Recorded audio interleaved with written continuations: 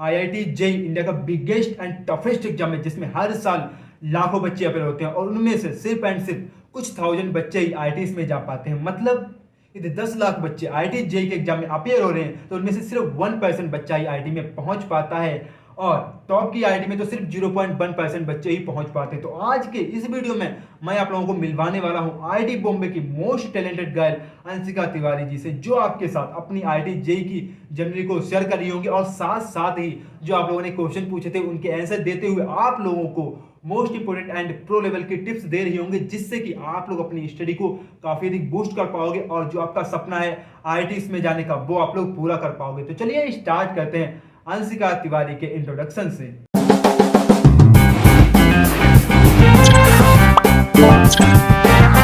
मेरा नाम अंशिका तिवारी है। मैं एमपी से बिलोंग करती हूँ और मैं अभी आईआईटी बॉम्बे के मैकेनिकल इंजीनियरिंग डिपार्टमेंट में हूँ। मैंने अपनी जेईई की प्रिपरेशन क्लास 10 से शुरू करी थी। मैंने 11th-12th रिलायबल इंस्टीट्यूट कोटा से किया है। 10th से ही आपने बना लिया था मन कि मेरे को आईआईटी में जाना है, या उसके बाद कुछ अलग हुआ जिससे आपने क्यों मतलब आईआईटी में क्यों आपने जाना चूज़ किया?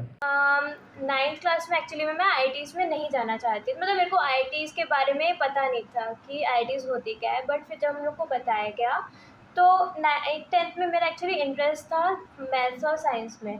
तो आईआईटीज़ को तब मैंने सुना था कि बोला जाता है टेक का हब, तो उससे मेरे को यहाँ पर आने के लिए क्यूरियोसिटी आ गई थी कि यार यहाँ पे आना है, क्योंकि इंटरेस्ट था और यही मेरा एक मोटिवेशन भी था जेई के लिए। तो फिर मतलब कि आपने जो अपनी प्रिपरेशन थी वो 11 से स्टार्ट की थी, आप 9 से ही स्टार्ट कर दी थी कि 9 से ही चलो अब पता चल गया तो अब स्टार्ट कर दो प्रिपरेशन? 9th क्लास में तो मैंने ज़्यादा नहीं किया था, बस जो 9th करना होता है जो स्कूल लेवल की होती है उससे जस्ट थोड़ी सा ज़्यादा कर लिया था, इतना नहीं था। पर 10th में ही मैंने कोटा में कोचिंग लेने स्टार्ट कर दी। अभी बहुत से बच्चों का कन्फ्यूजन रहता है कि वो बोलते हैं मतलब कि जो बच्चा अच्छे से स्टार्टिंग से अच्छे से नहीं पढ़ रहा है, वो अच्छा टैलेंटेड नहीं है, तो मतलब कि क्या वो आईआईटी क्रैक कर सकता है? मतलब कि नॉर्मल बच्चा भी कर सकता है क्रैक, जो मतलब कि स्टार्टिंग 11 से करे वो भी कर सकता है, या मतलब कि पहले स्टार्ट करना जरूरी है? नहीं, ऐसा कुछ नहीं है। पहले स्टार्ट करना जरूरी है। There are thousand of examples कि जो बच्चा 11th में शुरू करता है वो भी बहुत अच्छा करता है। कुछ बच्चे जो 12th में भी शुरू करते हैं वो भी अच्छे करते हैं। इवन दो जो बच्चे 12th के बाद भी शुरू करते हैं वो भी बहुत अच्छा करते हैं। तो इसमें तो ऐसा नहीं है कि लाइक जो पहले करे वो ही अच्छा करेगा। वही तो बहुत अच्छे मतलब सोचते थे कि भैया आप 11 बर्बाद किया है, मतलब कि अभी 11th में आए हैं, अभी से स्टार्ट करना, मैंने अपना 9-10 में नहीं प्रिपरेशन की तो मेरा हो पाएगा नहीं हो पाएगा। तो मैंने बताता हूँ नहीं यार, अगर तुम 11 से भी स्टार्ट करोगे तो अच्छे से पढ़ोगे फिर भी तुम्हारा हो जाएगा। एक कन्फ्यूजन बहुत बच्चों को रहता है और मतलब कि उसके बाद बहुत वही तो अगला जो क्वेश्चन आ रहा है बहुत बच्चों का, जो इस समय मैक्सिमम बच्चों का क्वेश्चन रहता है कि अभी तो ऑनलाइन बहुत सारी चीज़ें मिल जाती हैं, तो क्वेश्चन ये है कि कोचिंग इंपॉर्टेंट है आईआईटी जेईई में एडवांस के लिए, या मतलब कि बच्चा चाहे तो सेल्फ स्टडीज भी कर सकता है? पॉसिबिलिटी है सेल्फ स्टडी से करने की, पर उसके लिए आपको बहुत ज़्यादा डेडिकेशन एंड डिसिप्लिन चाहिए रहता है। प्लस साथ में जो मटेरियल रिक्वायर्ड है वो मोस्टली कोटा कोचिंग में बहुत अच्छे से मिलता है और वहाँ पे डिसिप्लिनरी मतलब बहुत अच्छा डिसिप्लिन रहता है कोटा में, इसलिए मोस्टली बच्चे कोचिंग ज्वाइन करते हैं ताकि थोड़ा सा जो उनका जो सिलेबस है वो प्रॉपर्ली चलता रहे। अब एक इंडिविजुअली बच्चे के लिए करना ये थोड़ी सा मुश्किल हो जाता है, इसीलिए मतलब थोड़ा सा मुश्किल है, पर हाँ हो सकता है। और ये बच्चा डिसिप्लिन है और मतलब कि वो अच्छे से प्लान बना के करता है या कोई गाइड करने वाला मिल जाता है तो पॉसिबल है, अदरवाइज फिर बहुत डिफिकल्ट हो जाता है कि बिना किसी के गाइडेंस के और बिना किसी प्लान के डायरेक्ट जाना मुश्किल है, बहुत मुश्किल रहता है। तो कोचिंग और मतलब कि अच्छा कोचिंग और सेल्फ स्टडी मतलब कि क्या मतलब मेंटर जरूरी है, या यदि मेंटर को मिल जाता है और सेल्फ स्टडी से करता है तो सही रहेगा, या कोचिंग मान जाना जरूरी है? कोचिंग जाना इट इज़ नॉट लाइक बहुत ज़्यादा ज़रूरी नहीं है। अगर आपके पास एक मेंटर है और आप बहुत अच्छे से डिसिप्लिन्ड हो तो आप कर सकते हो, क्योंकि कोचिंग में तो वही पढ़ा रहे हैं जो अभी हम लोग को ऑनलाइन मिलता है, लेकिन वही है कि जो डिसिप्लिन हमको चाहिए है, जो वहाँ से मटेरियल एक सीरीज़ में चलता है, बहुत अच्छे से वहाँ पे बताते हैं कि पहले ये वाला चैप्टर करना है, फिर उसके बाद ये करना है, कितना टाइम हमको क्वेश्चन प्रैक्टिस में देना है, कितना टाइम हमको रिवीजन में देना है। अगर आप ऐसा घर में कर पा रहे हो तो डेफिनेटली आपका हो सकता है। ओके हाँ, यही मतलब यही मेन चीज़ है कि मतलब कि कोचिंग में डिसिप्लिन रहता है, टाइम टेबल रहता है और सारी चीज़ें टाइम टेबल के हिसाब से चलती हैं। सेल्फ स्टडी में बच्चे टाइम टेबल ना ही टाइम टेबल बना पाते हैं, ना ही अपने आप को डिसिप्लिन रख पाते हैं। एक वीक तक करते हैं, उसके बाद एक वीक तक छोड़ देते हैं। तो उनका होना ना होना बराबर रहता है, तैयारी करना ना करना। कोचिंग का मटेरियल सही रहेगा या बुक सही रहती है? स्टडी मटेरियल में बहुत कन्फ्यूजन है, क्योंकि मैक्सिमम बच्चे भी सेल्फ स्टडी चाहते हैं करना, ठीक है ना, करना चाहते हैं। और मतलब कि अभी तो मेंटर सारी चीज़ें अवेलेबल हो गई हैं, ऑनलाइन आते रहते हैं। तो मतलब कि बुक इंपॉर्टेंट है या किसी कोचिंग का मटेरियल इंपॉर्टेंट है? मैंने कोचिंग का मटेरियल को प्रायोरिटी दी थी, क्योंकि वो एक बहुत ही ज़्यादा कंपोज्ड मटेरियल था। उसमें ऐसा था कि कॉन्सेप्चुअल लेवल के एक अलग क्वेश्चंस थे, साथ में उसके जेई मेंस के लेवल के अलग क्वेश्चंस थे, जेई एडवांस के लेवल के अलग क्वेश्चंस थे, न्यूमेरिकल्स अलग थे, मैच द कॉलम अलग, हर एक के सेक्शंस बना के रखे थे क्वेश्चंस के। तो कोचिंग के मटेरियल सीरीज से करना कंपैरेटिवली बहुत आसान था। पर जब हम लोग बुक में जाते हैं तो वहाँ पर हमें सेक्शंस नहीं मिलते, और वहाँ पे ये भी नहीं दे रहते कि हमें इसमें कितना टाइम देना है। तो बच्चे कभी कभी भी कुछ क्वेश्चंस में 2 या 3 घंटे, या ऑब्वियसली इतना ज़्यादा टाइम नहीं देना चाहिए, तो दे देते हैं। तो इसकी वजह से मैंने प्रायोरिटी तो कोचिंग के मटेरियल्स को दी थी, क्योंकि बुक हम लोग ऐसे मना किया था कि मतलब लाइक जो बोल रहे हैं हम लोग को वो लगाओ, और जो लाइक कन्फ्यूजन्स होती हैं बीच में बच्चों को, जो आप बोल रहे हो, जो कोचिंग में पढ़ रहे हैं उनको भी कन्फ्यूज़न होती है, वो भी कभी-कभी एक्स्ट्रा बुक्स लगाने लगते हैं। तो उनके लिए भी यही सजेशन है कि आपका मेंटर जो बोल रहा है आप वो करो, क्योंकि हो सकता है कुछ बुक्स बहुत अच्छे हो, लेकिन हो सकता है कुछ बुक्स में टाइम भी वेस्ट हो जाए। तो आपका मेंटर जो बोल रहा है, आपका टीचर जो बोल रहा है, उसकी बात को सुनो तो वो बेटर रहेगा। क्योंकि जो बुक्स होती हैं, बुक्स बनाई जाती है मतलब कि सिखाने के मामले में, और ये नहीं चाहती तुम्हारा आईटी में हो या ना, उससे फ़र्क नहीं पड़ता हाँ उन्हें। जी। उन्हें ये फ़र्क पड़ता है कि सीखते हो कि कितना, तुम्हें कितने अच्छे से कॉन्सेप्ट आते हैं, तो कितने इंडेप्थ जाते हो। और कोचिंग का मटेरियल जो रहता है वो ये बताता है कि तुम्हें आईटी में कैसे जाना है, आईटी में क्या क्या रिक्वायर्ड है, आईटी के लिए क्वेश्चन कौन कौन से सही है, वो रखते हैं कोचिंग के मटेरियल में। बुक्स में तो वो अच्छे अच्छे क्वेश्चन रखते हैं और टाइम बहुत ले लेते हैं, और मतलब कि उसमें टाइम अधिक वेस्ट बर्बाद चला जाता है। नहीं कि हम अपने टाइम को अच्छे से यूटिलाइज नहीं कर पाते हैं अच्छी जगह पे, ठीक है। और अगला जो क्वेश्चन है बच्चों का, सबसे बड़ी क्वेश्चन रहता है कि मतलब कि नोट्स कैसे बनाने चाहिए और नोट्स की इंपॉर्टेंस क्या है? नोट्स की इम्पोर्टेंस लास्ट में बहुत ज़्यादा बढ़ जाती है, जब 1 या 2 महीने बचे होते हैं। तो तब आप वहाँ पे जाके जो की पॉइंट्स होते हैं, फार्मूलाज और मेन कॉन्सेप्चुअल पॉइंट्स लिखे होते हैं, वो करते हो। नोट्स बनाने का सही तरीका यही है कि आपको जो क्लास में पढ़ाया जा रहा है, आप उसमें इम्पॉर्टेंट पॉइंट्स लिखो। मोस्टली क्लास में बोल देते हैं कि आपको क्या लिखना है और क्या नहीं, पर सबसे पहले हम लोग को उसके कॉन्सेप्ट्स लिखने हैं, जो इम्पोर्टेंट कॉन्सेप्ट्स हैं। जो कॉन्सेप्ट उसमें बोला गया है कि टीचर्स बताते हैं कि देखो ये क्वेश्चन में यूज़ होगा, तो इस क्वेश्चन में आ सकता है, हमको वो करना है। हमें कुछ एग्जांपल्स करने रहते हैं, और एग्जांपल्स में हमें कभी हाईलाइट करना रहता है कि ये पार्ट थोड़ा सा कंफ्यूजिंग है, तो ये पार्ट क्वेश्चन में आ सकता है, और ये पार्ट इंपॉर्टेंट है, ये टीचर्स भी बोल देता है। तो हमें इस टाइप के से नोट्स बनाने चाहिए, और जो इम्पॉर्टेंट है, जैसे कि मान लो कोई फॉर्मूलाइज इंपॉर्टेंट है या फिर कोई कॉन्सेप्ट इंपॉर्टेंट है, उसको अगर हम लोग ऐसे हाईलाइट कर लेंगे तो हमारे लिए वो ईजी हो जाएगा। बट अभी जो मैंने बोला कि मैक्सिमम बच्चे ऑनलाइन जाना प्रेफर कर रहे हैं रेदर देन ऑफलाइन की, तो ऑनलाइन में क्या रहता है कि टीचर नहीं बता पाते हैं, वो मतलब फ्लो में रहते हैं, तो फ्लो में सारी चीज़ें बताते रहते हैं, अब फ्लो में चले गए। तो उन्हें कैसे मतलब कि डिफरेंशिएट करना चाहिए कि मैं ये चीज़ नोट डाउन करनी चाहिए, नहीं करनी चाहिए, तो उन्हें कैसे नोट्स होना चाहिए एक ऑनलाइन वाले बंदे को जो ऑनलाइन स्टडी कर रहा है? एक्चुअली मैंने भी ऐसे ऑनलाइन स्टडी की है 12th में। तो जो टीचर लिखने को बोलता है, वो मैक्सिमम काम की चीज़ें ही रहती हैं, और हर चीज़ को मतलब कोई बच्चा ऐसे ऑब्वियसली टीचर समझा रहा है तो आप हर चीज़ नहीं लिखोगे, लेकिन वो जब ऐसे लिखना चालू करेगा या फिर वो स्लाइड में कर लेगा और आपको दिख रहा है कि देखो ये कॉन्सेप्ट लिख रहा है ये बंदा, और ये टीचर्स बोल रहे हैं कि ये क्वेश्चन में यूज़ होगा, उसको तो हमें लिखना ही लिखना है। मतलब कि उसके बाद अगला जो क्वेश्चन है कि अभी जो बच्चे तैयारी जब करते हैं और उनसे क्वेश्चन नहीं बन रहे हैं, ठीक है ना, क्वेश्चन बहुत कन्फ्यूजन होती है, क्वेश्चन नहीं बनते हैं, तो मतलब उन्हें कैसे उन्हें टैकल करना चाहिए? सपोज करो एक डीपीपी लिए, उसमें से 10 से 12 क्वेश्चन 10 क्वेश्चन है, उनसे 3 या 4 क्वेश्चन बन गए, आगे क्वेश्चन नहीं बनने हैं, तो उन्हें क्या उस टाइम उन्हें क्या करना चाहिए कि जब क्वेश्चन नहीं बनने हैं तो उन्हें कैसे आगे बढ़ना चाहिए? सबसे पहली वार्निंग तो है कि मेरे साथ भी ऐसा हुआ है कि मेरे को कभी-कभी टीपीपी में जैसे 12 क्वेश्चन की टीपी है, तो कुछ ही क्वेश्चन बन रहा है, वो क्वेश्चन नहीं बन रहा है। तो हमें ऐसा नहीं करना है कि एक-एक क्वेश्चन में हम 3-3 घंटे देने लगे। हमें ऐसा नहीं करना है, हमें देखना है कि हमें जो क्लास में एग्ज़ाम्पल पढ़ाया गया था, जैसे आपने पूरी टीपीपी कर ली, टाइम लिमिट के अंदर सबसे पहले ख़त्म कर लिया, फिर उसके बाद उससे रिलेटेड आप एग्ज़ाम्पल देखो, अपने मॉड्यूल में देखो या फिर अपने क्लास नोट्स में देखो। हो सकता है आपको कोई हिंट मिल जाए कि कैसे क्वेश्चन करने हैं, फिर उसके बाद आप उसको करो और पता करो कि यार हमसे क्या गलती हुई है। फिर भी जो क्वेश्चन नहीं हो रहा है उसको तो आपको टीचर से ही पूछना पड़ेगा, उसके लिए कोई अदर ऑप्शन नहीं है। और फिर उसको नोट डाउन करना है अलग से कि यार हमसे इस क्वेश्चन में क्या गलती हुई थी। इससे अगली बार जब उस टाइप के क्वेश्चन करते हो, पेपर में करते हो या नेक्स्ट टीपीपी में करते हो, तो कन्फ्यूज़न एलिमिनेट हो जाती है। और मतलब कि जैसे अभी हम यहाँ भी मेन चीज़ ऑनलाइन की है, तो ऑनलाइन की फिर से बात करेंगे हम कि अभी जो बच्चे ऑनलाइन तैयारी कर रहा है, जो घर पे बैठा हुआ है और उसके पास कोचिंग वोचिंग नहीं ली है, अब उससे क्वेश्चन नहीं बनने हैं, तो उसे क्या करना चाहिए? उसे कैसे क्वेश्चन में आगे बढ़ना चाहिए? अभी उससे क्वेश्चन नहीं बनने हैं, अब उसे कैसे करना चाहिए? कहाँ पे सर्च करना चाहिए सोल्यूशन का, क्या करना चाहिए थोड़ा? देयर आर सम प्लेटफॉर्म, यहाँ पर कोई ऑनलाइन सर्च प्लेटफॉर्म्स होते हैं, जैसे कि डाउटनेट हो गया, मैं डाउटनेट में सर्च करती थी।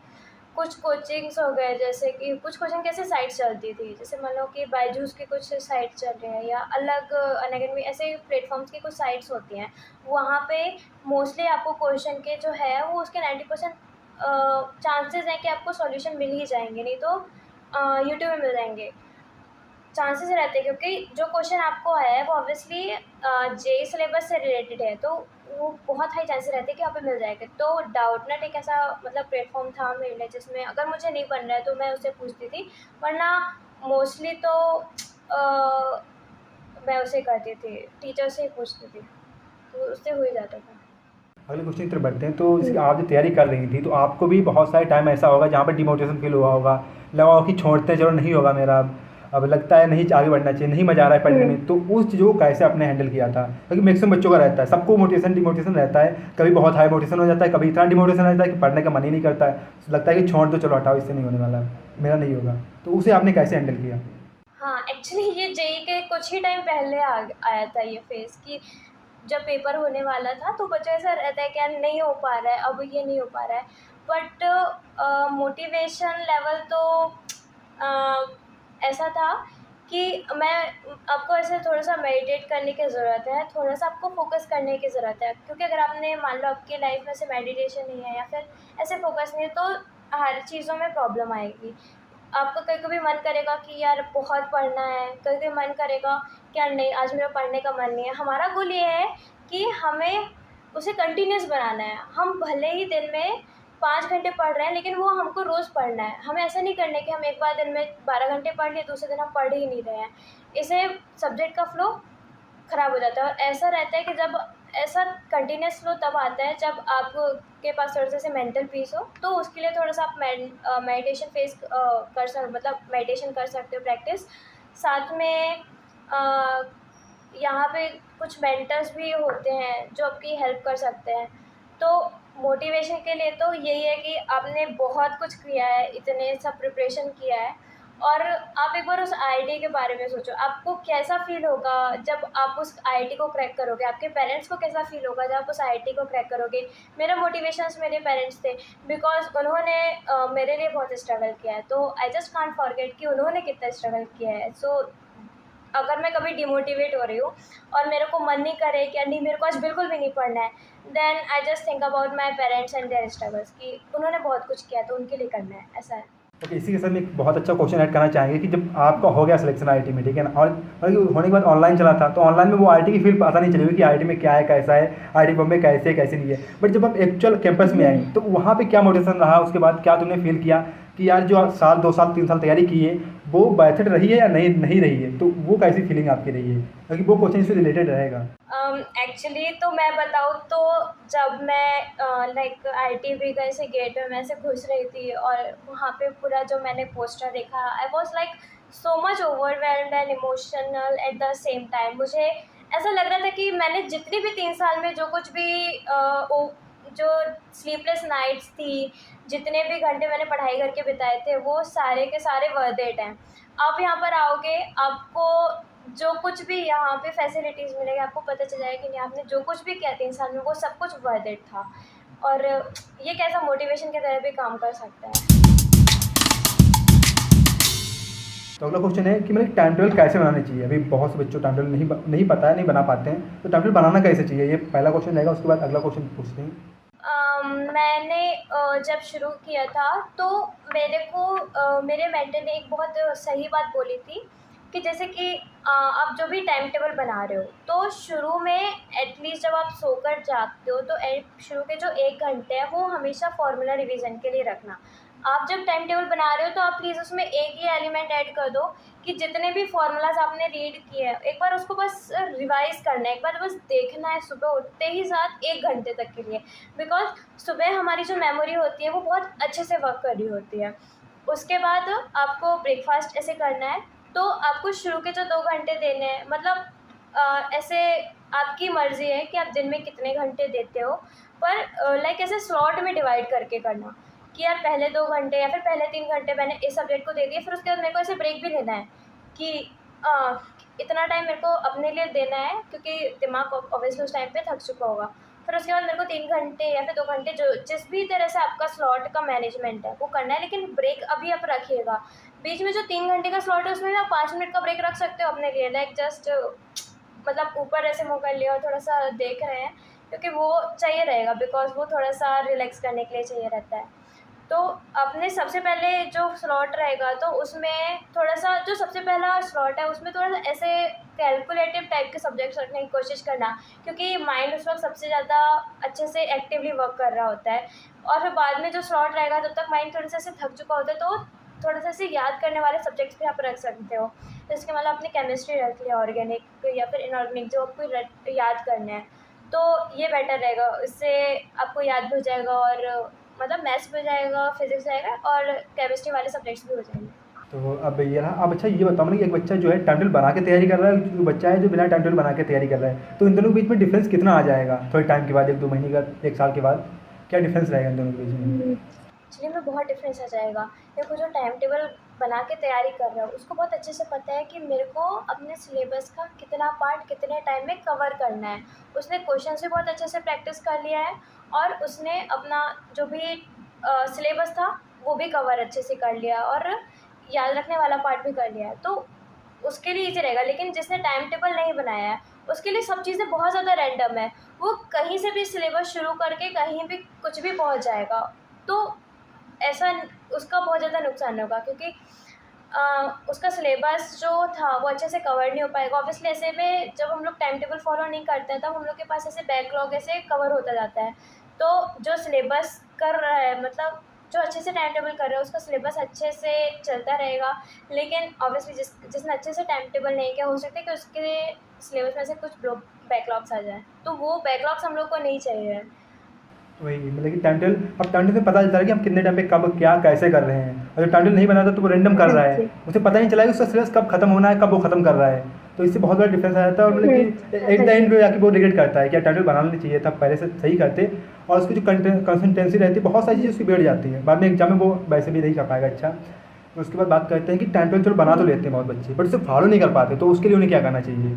फॉलो करने के लिए तो वही है कि आपको थोड़ा सा डिसिप्लिन होना पड़ेगा। हो सकता है कि शुरुआत में आप थोड़े को अपने आप में ढील दीजिएगा, क्योंकि आपने शुरुआत में टाइम टेबल बहुत ज़्यादा ऐसे कसा कसा बना लिया ना, तो आप ऐसे थक जाओगे, फिर उसके बाद आप टाइम टेबल को फॉलो नहीं करोगे। शुरुआत में थोड़ा सा खुद को ढील दीजिएगा कि यार नहीं, मेरे को ब्रेक थोड़ा सा ज़्यादा लेना है। फिर जैसे जैसे आपका टाइम जा रहा है थोड़ा सा ब्रेक का जो इंटरवल है वो आप थोड़ा सा कम कर सकते हो, तो इससे क्या रहेगा कि आपको उस टाइम टेबल को फॉलो करने की आदत डल जाएगी। और अगर एक बार ऐसे आदत डल गई तो आप ऐसे अपने टाइम टेबल से नहीं हिलोगे, फिर उसके बाद आप उसी को फॉलो करोगे। चलो एक और क्वेश्चन है ये, मतलब कि बहुत मैक्सिमम बच्चों का रहता है, बहुत क्वेश्चन आता है, ये तो बहुत भारी का क्वेश्चन आता है कि रिवीजन कैसे करना है। अब कुछ बच्चे स्टार्टिंग से ही क्वेश्चन पूछने लगते हैं, कुछ बच्चे लास्ट में पूछते हैं, तो रिवीजन कैसे आप कैसे करती थी और कैसे बच्चों को करना चाहिए? रिवीजन में मोस्टली मैं नोट्स का यूज़ करती थी, साथ में कुछ जो हमें मॉड्यूल्स आती हैं उसमें कुछ एक स्टार मार्क क्वेश्चन रहते हैं कि यार ये क्वेश्चन से हमें उस चैप्टर के बहुत ज़्यादा जो कॉन्सेप्ट्स हैं वो रिवाइज हो जाएंगे। और ऐसे क्वेश्चन को बहुत ज़्यादा स्टार मार्क करके रखो जिससे आपको आपको ऐसा लग रहा है कि इसमें बहुत सारे कॉन्सेप्ट्स यूज़ हो रहे हैं और इससे कॉन्सेप्ट आपके रिवाइज हो जाएंगे। तो जैसे आप उस चैप्टर्स की थ्योरी कंप्लीट करते हो, आप एक बार वो वाले टाइप के क्वेश्चंस कर लो, तो इससे क्या रहेगा कि आपने कॉन्सेप्ट भी पढ़ लिया और उसकी प्रैक्टिस भी हो गई। फिर उसके बाद आप थोड़े बहुत चाहो तो पीवाईक्यू लगा सकते हो। ऐसा मैंने किया था, जबकि लास्ट के 1 मंथ में तो पीवाईक्यू लगाना ही है। मतलब कि कैसे किया था, मतलब कि चैप्टर खत्म होने के बाद किया था, और जैसे कि अभी आप स्टार्ट करो, 1 साल हो गया, ठीक है ना, आपका पूरा 11th हुआ, 11th है और 12th में सपोज करो पहुँचे हो, तो तुम्हें अब कैसे रिवीजन करना है, क्योंकि अब पूरा 11th चला गया है, अब 12th में आ गए हो, तो अब कैसे 11th को रिवीजन करना है, बहुत मैक्सिमम बच्चों का रहता है ऐसे मैं 11th का रिवीजन ऐसे करती थी कि जैसे मान लो कि मतलब फॉर्मूला शीट तो मैं ऐसे रोज़ ही रिवाइज़ करती थी, तो मेरे को फॉर्मूला तो सारे इसके याद थे, तो ये बहुत अच्छी चीज़ हो गई थी मेरे साथ। मैं रिवाइज़ ऐसे करती थी कि मैंने पूरे कॉन्सेप्ट्स उसमें पढ़ लिए, फिर उसके बाद जो स्टार मार्क क्वेश्चंस थे, जो मैंने पहले स्टार मार्क किए थे, मैंने उसको दोबारा से लगा दिया, या फिर कुछ-कुछ क्वेश्चन जो कि बहुत ज़्यादा डिफ़िकल्ट रहते हैं, मैंने उसको प्रैक्टिस कर लिया। तो थ्योरी में कॉन्सेप्ट भी आ गया, साथ में जो मैंने जो चैप्टर करने के बाद लाइक फर्स्ट चैप्टर करने के बाद जो मैंने उस फर्स्ट चैप्टर के क्वेश्चंस करे हैं, वो भी आ गया। तो वो पूरा चैप्टर रिवाइज़ हो गया, ऐसा होता था। चलो अब उसके बाद लास्ट लास्ट नहीं बल्कि अभी आप बताओ, मतलब कि आपकी लास्ट मंथ की स्टडी कैसी थी, मतलब कि जब लास्ट आपका एग्ज़ाम से 1 महीने पहले आपने क्या कैसे फॉलो किया था, कैसे टम्पल सब बनाया था, वो स्ट्रेटजी आपकी क्या थी? हाँ, जेईई मेंस के 1 महीने पहले तो मैंने क्या किया था, मैंने अपने पर डे का शेड्यूल बना लिया था कि मेरे को इस दिन में इतने-इतने टॉपिक्स कवर करने हैं। साथ में मैंने हर 2 दिन के बाद एक पेपर देना प्रेफ़र किया था, जेईई मेंस का प्रीवियस ईयर पेपर, वो हम लोग को देना है। तो आपने जैसे कि जो दिन में आपने बनाया है कि टाइम टेबल कि मेरे को इस दिन में ये इतने-इतने चैप्टर्स कवर करने हैं, वो आपको कैसे करने हैं वैसे ही करने हैं, लाइक अपने पूरे पीवाईक्यूज़ लगाने हैं उस दिन में। कॉन्सेप्ट पढ़ना है, थ्योरी पढ़नी है, फिर उसके बाद पीवाईक्यूज़ लगाने हैं। अगले दिन में कॉन्सेप्ट पढ़ना है, थ्योरी पढ़नी है, उसके पीवाईक्यूज़ लगाना है, प्लस साथ में जो पिछले दिन की थ्योरी पढ़ी थी, उसका भी एक बार जल्दी से देख लेना है। जिससे कि आप जब 30 डेज़ हो जाएँगे ना, तो आपने जो पहले पढ़ा था, उसका पूरा ऐसे रिवाइज़ हुआ रहेगा। साथ में जो लास्ट के 5 डेज़ होते हैं, उसमें पूरा आपको पेपर देना है, पूरे एकदम पेपर ही पेपर देना है और साथ में थ्योरी रिवाइज़ करनी है, ये होता है। बिल्कुल सेम स्ट्रेटजी मैंने भी फॉलो की थी, मतलब कि स्टार्टिंग में पहले अब जब टाइम कम बचा था तो पीवाईक्यू लगाना, नोट्स रिवाइज करना, पीवाईक्यू लगाना, नोट्स रिवाइज करना और क्वेश्चन थोड़े बहुत लगाना, और ये रिवीजन कंटिन्यू चलता है, जैसे आज जो पढ़ा है कल रिवीजन करना, कल पढ़ा है परसों रिवीजन करना, तो ये मैंने भी फॉलो किया था, और ये मतलब वर्क करती है, मैक्सिमम बच्चे करते हैं इसे और वर्क भी करती है, और लास्ट के 5 डेज में तो मॉक टेस्ट लगा के ही जाना है। और एक अगला क्वेश्चन ये है कि मतलब मॉक टेस्ट जब लगा तो लेते हैं हम, उन्हें एनालिसिस कैसे करना है, अब उन्हें कैसे, मतलब कभी बच्चों के मार्क्स कम आते हैं तो उन्हें कैसे बढ़ाना मार्क्स है, उनका एनालिसिस कैसे करना मॉक टेस्ट का? हाँ, देखिए इसके लिए बहुत ज़्यादा इम्पोर्टेंट है, आप एक कॉपी बनाओ। आप जैसे कि घर आ रहे हो, एक कॉपी बनाओ और उसमें एक काम करो, आप अपने हिसाब से एक बार सारे क्वेश्चंस करो, दोबारा से पूरा पेपर लगाओ। क्योंकि टेस्ट देने जब आप जाते हो हॉल में, तो वहाँ पे बहुत ज़्यादा अलग प्रेशर रहता है बजाय रूम के। तो एक बार आप रूम में लगाओ, फिर आपको एटलीस्ट ये भी पता चल जाएगा कि आपकी गलती क्या कहीं प्रेशर की वजह से तो नहीं हो रही है। अगर प्रेशर की वजह से हो रही है तो अगली बार और सुधर जाएगी। लेकिन जब आप ऐसे घर में बिना देखे से सॉल्व करोगे, तब आपको पता चलेगा कि आपको कौन से कॉन्सेप्ट्स नहीं आ रहे हैं, कौन से क्वेश्चंस नहीं बन रहे हैं। फिर उसके बाद उसके सॉल्यूशन देखो। कभी-कभी ऐसा होता है कि हमारे आंसर्स सही आते हैं, पर हमारे जो कॉन्सेप्ट हैं, वो गलत जाते हैं, तो जिसको हम लोग तुक्का बोलते हैं। तो वो तुक्का भी ऐसे सही हो जाएगा कि नहीं ये तुक्का था, लेकिन अगली बार से मेरे को इसको सही करना है। तो ऐसे जब हम लोग करेंगे ना, तो हमारी जो गलतियाँ हो रही हैं वो धीरे-धीरे कम होती जाएँगी। एकदम से नहीं बढ़ेंगे मार्क्स, लेकिन इसी तरह से गलतियाँ कम होंगी, क्योंकि आपको दोबारा से तो जाके सॉल्व करना ही करना है। तभी मार्क्स बढ़ेंगे। और जब आपको दिख जाओ कि यार मेरे को देखो इस थ्योरी में गलती हो रही है, उसकी थ्योरी दोबारा से करो, उस थ्योरी के क्वेश्चन दोबारा से करो, सही हो जाएगा। बस वही तो, और मतलब कि जो गलती कर रहे हो उन्हें नोट डाउन भी करते रहो, क्योंकि जब नोट डाउन करोगे तो तुम्हारे सामने हमेशा वो बोलते रहेंगी, याद आती रहेंगी, और मैक्सिमम बच्चे ऐसे ही करते हैं, या तो उनकी इसलिए मिस्टेक होती है, या तो प्रेशर में रहते हैं, और या तो वो थोड़ा जल्दबाजी में क्वेश्चन लगाते हैं। तो ये 3 गलती मैक्सिमम रहती है कि सिली मिस्टेक, प्रेशर और जल्दबाजी। यदि ये संभाल ले जाए बच्चे तो उनका मतलब कि मार्क्स भी बढ़ेंगे और उनकी जो गलतियाँ हो रही वो भी कम होंगी। और हाँ, कॉन्सेप्ट चीज़ें वो तो मतलब टाइम के साथ पढ़ते रहोगे, जो वो आ जाएंगी, तो सही है। ओके, आ जाएंगे। तो आपकी जब अभी लास्ट क्वेश्चन रहेगा, तो आपके एंड पे मतलब कि कोई जो सजेशन हो जेई वालों के लिए, तो आपके एंड पे क्या सजेशन रहेगा, उन्हें क्या करना चाहिए लास्ट टाइम, मतलब कि कैसे उन्हें तैयारी करनी चाहिए अपने एंड पे, जो भी आपका सजेशन हो? अपने एंड की तरफ से मैं आपको ये सजेशन देना चाहूँगी कि आपको जो भी प्रिपरेशन करनी है, वो पेशेंस के साथ करनी है। आपका मोटिवेशन कभी हो जाता है कि एकदम हाई हो जाता है, कभी-कभी एकदम लो हो जाता है। इसको एलिमिनेट करने की कोशिश करो। कोशिश करो कि आप दिन में आपका जो मोटिवेशन लेवल है, वो थोड़ा-सा सेम रहे।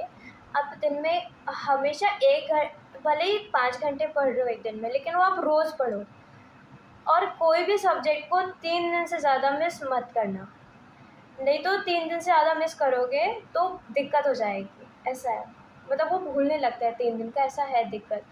तो थोड़ा सा मोटिवेशन लेवल सेम रखने की कोशिश करो, और जब हर दिन करोगे और कोई भी प्रॉब्लम आ रही है उसको अपने टीचर्स, अपने मेंटर्स के साथ डिस्कस करो। कोई मान लो क्वेश्चन सॉल्व नहीं हो रहे हैं, हो सकता है कि आज नहीं हो रहे हैं, और मेहनत करोगे तो कल थोड़े से ज़्यादा होंगे या उससे ज़्यादा होंगे। मैंने बच्चों को देखा है कि 11th में कुछ नहीं आए, कुछ नहीं थे वो, लेकिन उन्होंने बहुत अच्छा किया जेईई में। कैसे कि उन्होंने अपने आप को इम्प्रूव किया है। कोई भी पहले से बहुत मास्टरमाइंड पैदा होकर नहीं आता है, सबको प्रैक्टिस करनी पड़ेगी। अगर अभी आपका मार्क्स अच्छे नहीं आ रहे हैं, अभी आपसे क्वेश्चंस नहीं बन रहे हैं, थोड़ा सा प्रैक्टिस करो, थोड़ा सा पेशेंस के साथ अगर आप करोगे तो हो जाएगा, सही हो जाएगा।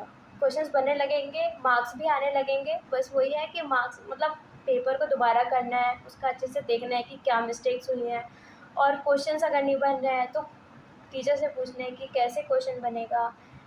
इस टाइप से अगर आप पेशेंटली वर्क करोगे और रोज़ काम करोगे सेम अमाउंट से तो हो जाएगा अच्छे से, प्यारे तरीके से सिलेक्शन हो जाएगा, कोई दिक्कत नहीं आएगी। ये तो थैंक यू अंशिका जी, आपने मतलब कि जो मैक्सिमम बच्चों के जो बड़े बड़े डाउट थे, सबसे अधिक परेशान करते हैं, आपने उनको बहुत अच्छे से रिप्लाई दिया। और मेरे को लगता है कि इन सभी क्वेश्चन का उन्हें रिप्लाई मिलके वो अच्छे से अपनी तैयारी कर पाएंगे। और मैक्सिमम आपको थैंक यू, बेसिकली आपको थैंक यू तो बोलेंगे ही बोलेंगे, और उनकी तैयारी बहुत अच्छे से हो रही होगी इसके बाद, इस वीडियो देखने के बाद। तो और यदि किसी बच्चों को कोई भी डाउट आता है इसके बाद तो वो लोग कमेंट बॉक्स से पूछ सकते हैं और आप उनको रिप्लाई कर सकती हो, ठीक है ना। और वैसे आपकी जो इंस्टा आईडी है मैं दे सकता हूँ, बच्चों को दे दूँगा, ठीक है ना। आप यहीं पे वीडियो में दिखाई दे देगी, तो कोई भी आप डाउट हो तो आप लोग अंशिका जी से पूछ लेना, वो आपको रिप्लाई कर देंगी।